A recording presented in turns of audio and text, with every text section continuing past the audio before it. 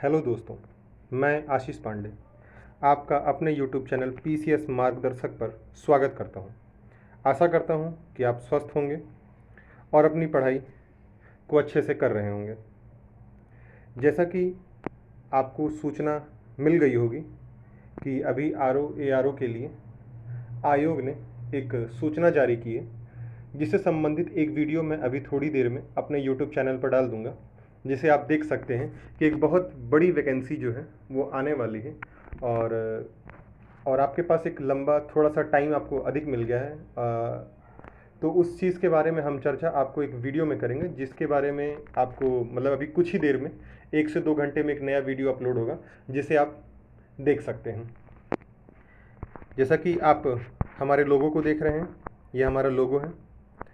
एक स्टूडेंट है, मतलब एक एस्पिरेंट है जो अपने जीवन में संघर्ष कर रहा है और संघर्ष के लिए आगे बढ़ रहा है लगातार। उसकी लाइफ में कुछ ना कुछ चुनौतियाँ आ रही हैं। देखिए बच्चों, दोस्तों, अगर आपकी लाइफ में लगातार चुनौती आ रही है और चुनौती अगर आ रही है तो ये आपको बता रहा है कि आप सही दिशा में चल रहे हैं। चुनौती आना अब जरूरी है आपकी लाइफ में। अगर आपकी लाइफ में चुनौती नहीं आ रही तो इसका मतलब है कि आप किसी गलत दिशा में हैं। तो इसलिए आप अपने आप को हमेशा अनकंफर्टेबल जोन में रखने की कोशिश करिए, ताकि आप अपने सक्सेस तक जल्द से जल्द पहुंच सकें। आइए हम अपनी बात को आगे बढ़ाते हुए हम सीधे टॉपिक पे पहुंचते हैं। जैसा कि आप अपनी स्क्रीन पर देख रहे होंगे कि हम 30,000 प्लस वन लाइनर क्वेश्चन की एक सीरीज़ लॉन्च की, जिसमें आज हम सेकंड पार्ट लेकर के आए हैं उसका, 30,000 क्वेश्चन सीरीज़ का, जिसमें हम आपको हर सब्जेक्ट से संबंधित कम से कम उम्मीद है कि 5 से 6,000 वन लाइनर फैक्ट्स हम आपको रेडी कराएंगे, जो कि लूसेंट और एनसीईआरटी पर आधारित होगा, जो कि आपके एग्ज़ाम सेंटर में आपको रिकॉल करने में बहुत हेल्प करेगा। और ये ऐसे फैक्ट्स होंगे जो टू द पॉइंट सीधे आपके एग्ज़ाम्स में आपको देखने को मिलेंगे। आइए हम अपने घटनाक्रम को आगे बढ़ाते हुए सीधे हम क्वेश्चन की तरफ बढ़ते हैं। जैसा कि आपने स्क्रीन पर देख रहे हैं, आपको पहला क्वेश्चन दिख रहा होगा, पेबुल संस्कृति तथा हैंडेक्स संस्कृति। पेबुल संस्कृति तथा हैंडेक्स संस्कृति किस काल की है? निम्न पुरापाषाण काल की। पेबुल संस्कृति तथा हैंडेक्स संस्कृति किस काल की है? निम्न पुरापाषाण काल की है। ब्लेड और ब्यूरिन किस काल की हैं? ब्लेड और ब्यूरिन संस्कृति जो है किस काल से संबंधित है? उच्च पुरापाषाण काल से। दोस्तों, ब्लेड और जो ब्यूरिन संस्कृति वह किस काल से संबंधित है? उच्च पुरापाषाण काल से। सिंधु घाटी सभ्यता को किस युग में रखा जा सकता है? सिंधु घाटी सभ्यता को हम कांस्य युग और प्रागैतिहासिक युग में रख सकते हैं। प्रागैतिहासिक अथवा कांस्य युग में रखा जाता है सिंधु घाटी सभ्यता को। दोस्तों, ये सारे क्वेश्चंस आपको डायरेक्ट ही एग्जाम्स में देखने को मिलेंगे, या ये सारे क्वेश्चंस कहीं ना कहीं एग्जाम में पूछे जा चुके हैं। अब हम क्वेश्चन नंबर 4 की तरफ बढ़ते हैं। क्वेश्चन नंबर 4 देखिए, आप इसमें दिख रहा होगा आपकी स्क्रीन पर। नवपाषाण काल में कृषक किस प्रकार निर्मित घरों में रहते थे? जो नवपाषाण कालीन जो कृषक थे यानी किसान थे, वो किस प्रकार घरों में रहते थे? गोलाकार और आयताकार प्रकार के घरों में रहते थे। कुंभकारी की कला किस काल में देखने को मिलती है? कुंभकारी जो है, अर्थात जो चाक पर जो मिट्टी के जो घड़े बनाए जाते हैं या मिट्टी के जो कुल्हड़ बनाए जाते हैं, ये सबसे पहले किस काल में देखने को मिलते हैं? तो नवपाषाण काल में। तो कहा जाए कि चाक का प्रयोग या कुंभकारी का प्रयोग सर्वप्रथम कब किस काल में शुरू हुआ? नवपाषाण काल में शुरू हुआ।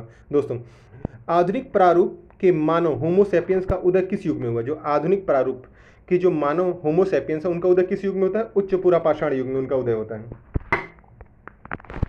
आइए दोस्तों, हम आगे क्वेश्चन नंबर 7 देखते हैं। जैसे कि आपकी स्क्रीन पे देखने को मिल रहा है क्वेश्चन नंबर 7, भीमबेटका की गुफा। भीमबेटका की गुफा 1958 में किसने इसकी खोज, मतलब भीमबेटका की खोज 1958 में किसने की थी? बी.एस. वाडकर ने भीमबेटका गुफा की खोज 1958 में की थी। जैन भिक्षुओं के आचार नियमों का उल्लेख किस ग्रंथ से हमें मिलता है? आचरांग सूत्र से। आचरांग सूत्र से हमें जैन भिक्षुओं के आचार नियमों की जानकारी मिलती है। किन अभिलेखों से पता चलता है कि ईरान सम्राट डेरियस प्रथम ने सिंधु नदी घाटी पर अधिकार कर लिया था? पारसी पोलिस व बेहुस्तीन अभिलेख से हमें यह पता चलता है कि जो ईरान सम्राट डेरियस प्रथम थे उन्होंने सिंधु घाटी नदी पर अपना अधिकार जमा लिया था। क्वेश्चन नंबर 10 देखिए दोस्तों, आरंभ में अभिलेखों में किस भाषा का प्रयोग होता था? प्राकृत भाषा का। आरंभ में जो अभिलेख थे उन अभिलेखों में किस भाषा का प्रयोग हम लोग करते थे? प्राकृत भाषा का प्रयोग करते थे। मौर्य काल की घटनाओं की जानकारी किस साहित्य में है? बृहत कथा मंजरी में। बृहत कथा मंजरी में ही हमें मौर्य काल की घटनाओं की जानकारी मिलती है। यूनानी आक्रमण की जानकारी किस साहित्य में वर्णित है? जो यूनानी आक्रमण की जानकारी है हमें वह गार्गी संहिता से मिलती है। ये सारे क्वेश्चंस कहीं ना कहीं किसी न किसी एग्जाम्स में, वनडे एग्जाम्स में या फिर आरओ एग्जाम्स में या लोअर पीसीएस में या यूपी पीएससी जैसे एग्जाम्स में ये पूछे जा चुके हैं क्वेश्चंस। किस साहित्य में गुजरात के शासक कुमारपाल के बारे में जानकारी मिलती है? मत विलास प्रहसन में। मत विलास प्रहसन नामक ग्रंथ में हमें गुजरात के शासक कुमारपाल के बारे में जानकारी मिलती है।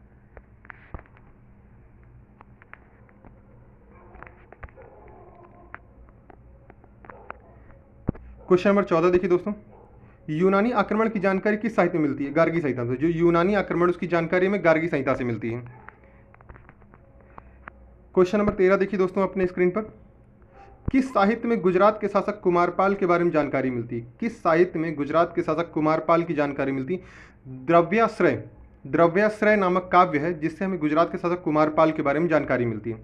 मृच्छकटिकम और 10 कुमार चरित्र नामक ग्रंथ में, मृच्छकटिकम और 10 कुमार चरित्र नामक ग्रंथ में किस काल के समाज व संस्कृति का विवरण मिलता है? गुप्तकालीन समाज व संस्कृति की जानकारी मिलती है। तो गुप्तकालीन समाज व संस्कृति के बारे में अगर हमें जानना है तो हम मृच्छकटिकम और 10 कुमार चरित्र नामक ग्रंथ में देख सकते हैं। पाल एवं प्रतिहार शासकों की सामाजिक, आर्थिक व राजनीतिक स्थिति का वर्णन हमें किस काल में किसने किया है? सुलेमान ने किया है। सुलेमान एक यात्री थे जिन्होंने पाल एवं प्रतिहार शासकों की सामाजिक, आर्थिक व राजनीतिक स्थिति का वर्णन किया है।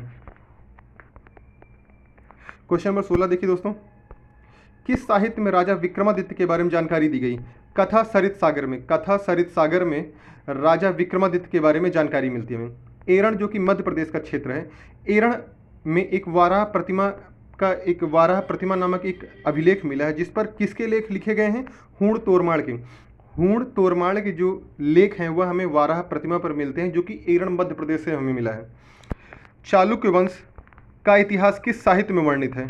चालुक्य वंश का इतिहास दोस्तों, चालुक्य वंश का इतिहास किस साहित्य में वर्णित है? कीर्ति कौमुदी में। कीर्ति कौमुदी में हमें चालुक्य वंश के इतिहास की जानकारियाँ मिलती हैं। दोस्तों जब हम इसके बाद कुछ ही दिन बाद हम बहुत जल्दी आपके लिए क्वेश्चन आंसर फॉर्मेट में लिखाएंगे, मतलब कि एक क्वेश्चन होगा उसके 4 ऑप्शंस होंगे, उसमें आप देखेंगे ये जो हम वन लाइनर फैक्ट्स आपको पढ़ा रहे हैं इनके बहुत सारे क्वेश्चंस आपको वहाँ देखने को मिलेंगे। तो आपको समझ में आएगा कि जो क्वेश्चंस हम लेके आ रहे हैं हमें बहुत मेहनत करके ये सारे क्वेश्चंस खोज के लाना पड़ता है आपके लिए। भारत में सबसे प्राचीन अभिलेख किस शासक के हैं? अशोक के हैं। भारत में सबसे प्राचीन अभिलेख किस शासक के हैं? अशोक के। अशोक ने ही सर्वप्रथम शिलालेख और अभिलेखों की शुरुआत की थी, सबसे पहले अशोक ने ही। ब्राह्मी लिपि का अनुसंधान, ब्राह्मी लिपि का अनुसंधान करके इसके अध्ययन को किसने सरल बनाया था? जेम्स प्रिंसेप ने। जेम्स प्रिंसेप ने ब्राह्मी लिपि का अनुसंधान करके इसके अध्ययन को सरल बनाया। तिब्बती लेखक लामा तारानाथ, एक तिब्बती लेखक थे जिनका नाम लामा तारानाथ था, इन्होंने कुछ ग्रंथ लिखा था। वो उन ग्रंथों में से कुछ ग्रंथ बहुत विशेष प्रसिद्ध हुए थे। वो कौन से ग्रंथ थे? कंपूर और तरपुर। कंपूर और तरपुर नामक 2 ग्रंथ हैं जो कि लामा तारानाथ के हैं, और लामा तारानाथ एक तिब्बती लेखक है जो कि बहुत प्रसिद्ध ग्रंथ है यह। यूनानी आक्रमण की जानकारी किस साहित्य में वर्णित है? गार्गी संहिता में। यूनानी आक्रमण की जानकारी किस साहित्य में वर्णित है? गार्गी संहिता में वर्णित। यह दोस्तों क्वेश्चन नंबर 20 में 2 बार हमारे पीपीटी में ऐड हो गया है। तो अल मसूदी अरब के किस स्थान से भारत आए थे? तो बगदाद से। अल मसूदी जो है ये अरब से भारत आते हैं। किस स्थान से आते हैं? बगदाद से आते हैं। किस साहित्य में कन्नौज शासक यशुवर्मा की बारे में जानकारी मिलती? गौडवहु अभिलेख है। गौडवहु अभिलेख से हमें कन्नौज शासक यशुवर्मा की जानकारी मिलती है। उपासकों की जानकारी, उपासकों की जीवन संबंधी जो नियम थे उससे संबंधित एक साहित्य है, वो उपासकों की जीवन संबंधी नियम की चर्चा किस साहित्य में की गई है? उवास्ग दशाओं में। उवास्ग दशाओं में हमें उपासकों के जीवन संबंधी नियम की जानकारी मिलती है। मनुष्य में स्थायी निवास की प्रवृत्ति किस काल में आई है? नवपाषाण काल में। नवपाषाण काल में मनुष्य में स्थायी निवास की प्रवृत्ति धीरे धीरे आनी शुरू हो गई। पहिए का आविष्कार किस काल में हुआ है? नवपाषाण काल में पहिए का आविष्कार हुआ है।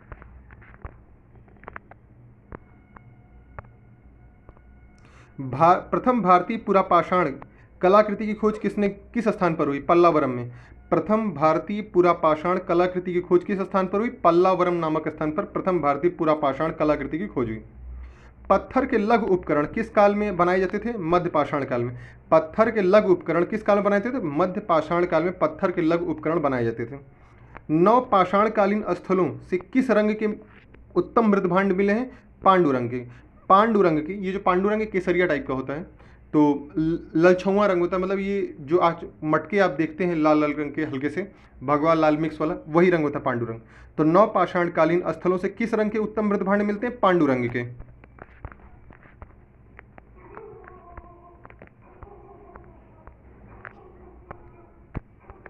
स्वतंत्रता प्राप्ति के पश्चात हड़प्पा संस्कृति के सर्वाधिक स्थल कहाँ खोजे गए? गुजरात में।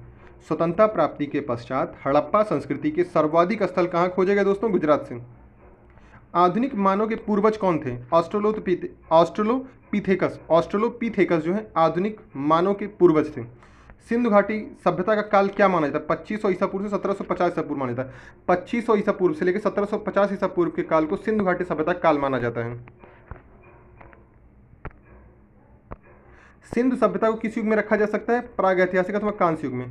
प्रागैतिहासिक अथवा कांस्य युग में रखा जा सकता है सिंधु सभ्यता को। सिंधु सभ्यता किस युग में रखा जा सकता है? प्रागैतिहासिक अथवा कांस्य युग में रखा जा सकता है। मनके बनाने के कारखाने के साक्ष्य कहाँ से मिले? जो मनका बनाने कारखाने के साक्ष्य में लोथल और चौहंदड़ों से मिले। लोथल और चौहंदड़ों से मनके बनाने कारखानों के साक्ष्य मिले। हड़प्पा एवं मोहनजोदड़ो को एक विशेष साम्राज्य जुड़वा राजधानी किसने कहा था? पिगट ने। पिगट महोदय ने हड़प्पा और मोहनजोदड़ो को एक विशेष साम्राज्य की जुड़वा राजधानी कहा। सिंधु घाटी सभ्यता के निवासी मुख्यतः कौन थे? द्रविड़ एवं भूमध्य सागरी। द्रविड़ एवं भूमध्य सागरी जो है ये सिंधु घाटी सभ्यता के मुख्य निवासी थे।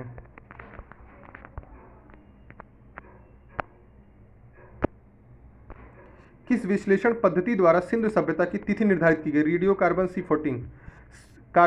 C14 के माध्यम से, रेडियो कार्बन C14 के माध्यम से सिंधु सभ्यता की एक तिथि निर्धारित की गई जो 2500 से 1750 ईसा पूर्व मानी गई। सिंधुकालीन घोड़े के अस्थिपंजर कहाँ से मिले? सुरकोटदा, कालीबंगा और लोथल से। सुरकोटदा, कालीबंगा और लोथल से सिंधुकालीन घोड़े के अस्थिपंजर मिले। बच्चों दोस्तों, सिंधुकालीन घोड़े के अस्थिपंजर के वाले क्वेश्चंस कई बार पूछे गए हैं। रेडियो कार्बन C14 वाले क्वेश्चंस कई बार पूछे गए हैं और क्वेश्चन नंबर 38 भी कई बार पूछा गया। कहाँ के दुर्ग और नगर एक ही रक्षा प्राचीर से घिरे हुए थे? लोथल और सुरकोटदा के जो दुर्ग और नगर वो एक ही रक्षा प्राचीर से घिरे हुए थे। दोस्तों क्वेश्चन नंबर 39 देखिए। सिंधु सभ्यता में किस स्थान पर घरों में कुओं के अवशेष मिले? मोहनजोदड़ो से। सिंधु सभ्यता में किस स्थान पर घरों में कुओं के अवशेष मिले? मोहनजोदड़ो से सिंधु सभ्यता में घरों के अवशेष मिले, घरों में कुओं के अवशेष मिले। ताम्र पाषाण काल में घोड़े की अस्थियां कहाँ से प्राप्त हुई हैं? राणा घुंडई से। ताम्र पाषाण काल में घोड़े की अस्थियां कहाँ से प्राप्त हुई? राणा घुंडई से घोड़े की अस्थियां प्राप्त हुई हैं ताम्र पाषाण कालीन।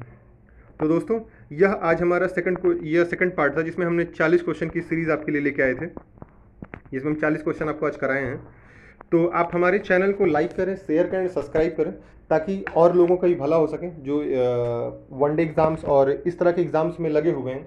वनडे एग्ज़ाम्स हो या फिर आरओ एग्ज़ाम हो, पीसीएस हो, कांस्टेबल हो, एसआई, लेखपाल, पेट जैसे एग्जाम्स में जो लगे हों उनको ये क्वेश्चंस मिलेंगे, क्योंकि यही इस तरह के क्वेश्चंस आपको सीधे देखने को मिलेंगे, टू द पॉइंट, डायरेक्ट आपके एग्जाम्स में आपको मिलेंगे। तो फिर आपको समझ में आएगा कि जो आशीष सर क्वेश्चंस पढ़ा रहे थे वो कितने सही और कितने सटीक क्वेश्चंस पढ़ा रहे थे। ये वही क्वेश्चंस आपको पढ़ाए जाएंगे जो आपके एग्जाम में डायरेक्ट आपको देखने को मिलेंगे। तो मैं अपनी बात को यहीं समाप्त करता हूँ। आप हमारे चैनल को, पीसीएस मार्गदर्शन चैनल को लाइक करें, शेयर करें, सब्सक्राइब करें। जय हिंद, जय भारत।